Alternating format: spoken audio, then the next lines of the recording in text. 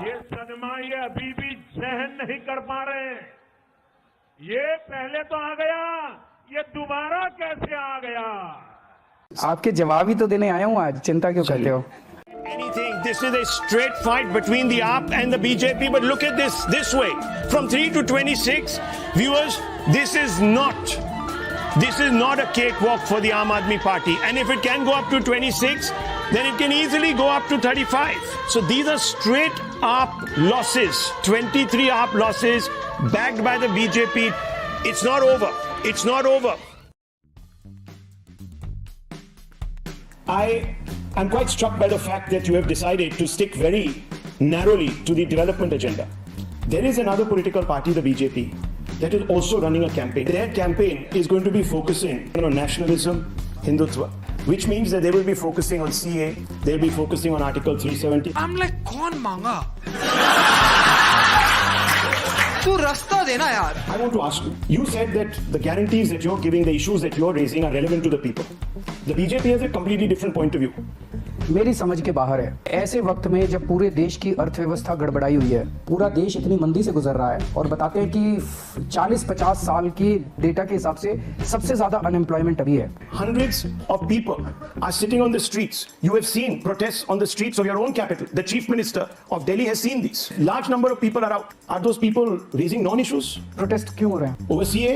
CA की क्या जरूरत थी? आप मुझे बताइए सर। आप बताइए। You asked. आप उनकी वकालत कर रहे हैं। मैं किसी के वकालत सर अब आप under hand I am giving you a chance to I'm only speak. asking you. BJP is saying. मैं आपको इंटरफेयर भी नहीं करूंगा। पूरी बात बताइए। Sir, Why are they on the streets? They are on the streets because there is CA and NRC. where do you stand on that? That is exactly CA और NRC की जरूरत क्या थी? मैं तो आपसे यही पूछ रहा हूँ। Where do you- CA और NRC की जरूरत क्या थी? So अगर CA और NRC आज हटा दें, सारे लोग अपने अपने घर चले जाएंगे। So the problems of millions of Hindus, Sikhs, Parsis, Christians in Pakistan, Bangladesh and Afghanistan are of no consequence to the Delhi Chief Minister. Is that what you're saying, sir? The problems of millions of Hindus, Christians, Parsis और क्या Sikhs, Jains and Muslims living in Delhi is my problem. So let me ask you. There are, sir.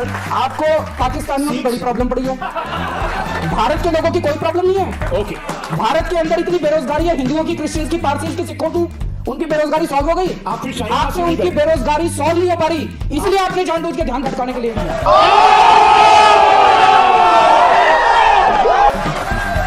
आप फिर शाहीन बाग क्यों नहीं गए, sir?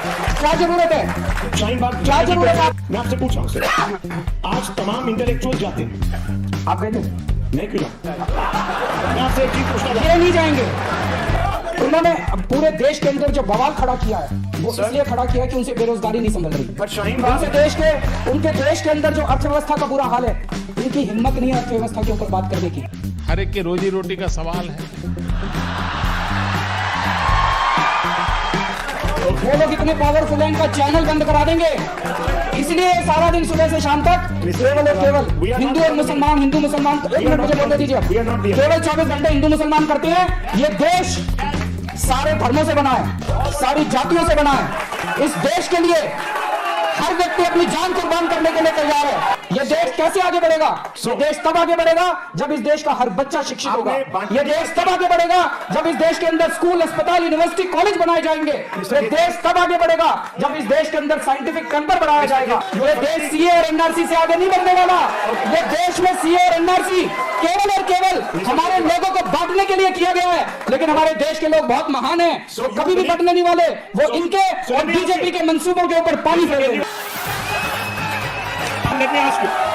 You have given an election speech. Thank you for providing me the platform. Which